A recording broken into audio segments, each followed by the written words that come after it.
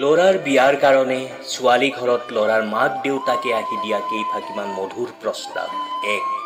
আপোনালোকে চিন্তা নকৰিব, আপোনালোকৰ ছোৱালী আমাৰ বোৱাৰী নহয়, ছোৱালী হৈ থাকিব। 2.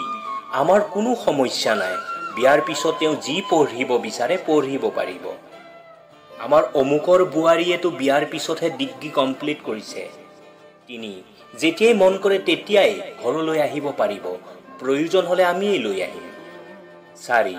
ৰন্ধা বঢ়া এতিয়াৰ কোনো ছোৱালীয়ে ভালকৈ নাজানে, বিয়াৰ পিছত লাহে লাহে শিকি যাব। আমাৰ ঘৰত এনেও বেছি কাম নাই, মাকে আৰু তাই মিলি চম্ভালিব পাৰিব। 6.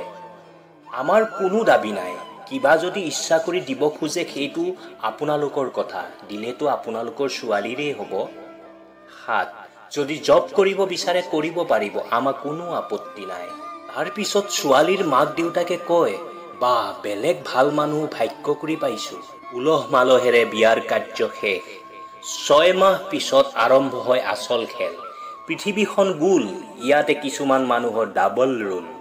চিনেমাততো বিয়া পাতিলে মানে চিনেমা শেষ, কিন্তু বাস্তৱত বিয়া পাতিলে মানে চিনেমা আৰম্ভ। সকলো ছোৱালীয়ে সোণৰ চামুচ মুখত লৈ জন্ম নাপায় যে শহু শাহুৰৰ ছোৱালী হ'ব পাৰিব। অভিযোগ নম্বৰ 1, যিমানলৈকে পঢ়িছা সেয়াই বহুত বুলি ভাবা, আমাৰ ল'ৰাক চাকৰি বাকৰি কৰি খুৱাব নালাগে। 2. দুদিনৰ পিছে পিছে মাৰ ঘৰত যাওঁ কৰি নাথাকিবা, এইখনে তোমাৰ আচল ঘৰ। 3. এইবিলাক কি ৰান্ধিছা, কেতিয়াবা জ্বলা বেছি, কেতিয়াবা নিমখ বেছি, পাচলিখিনিও ভালকৈ কাটিব নাজানা, মায়ে একো শিকোৱা নাছিল নেকি, ইত্যাদি। ৰঙীন প্ৰতিশ্ৰুতি দিয়াটো সহজ, কিন্তু ৰখাটো খুবেই কঠিন। 80% ল'ৰাই নিজৰ শহু শাহুৰক মা দেউতাৰ দৰে সন্মান দিয়ে, কিন্তু 70% ছোৱালীয়ে শাহুমাক বুজা বুলি ভাবে। কিছু সংখ্যক এনেকুৱা শাহু আছে, বোৱাৰীৰ কথা কাষৰ ঘৰত গৈ এনেকৈ অভিনয় কৰি কয়, মাধুৰী দীক্ষিতো ফেইল হৈ যায়। মাছ ভাঙিলেও চৰুতে থকা দৰকাৰ।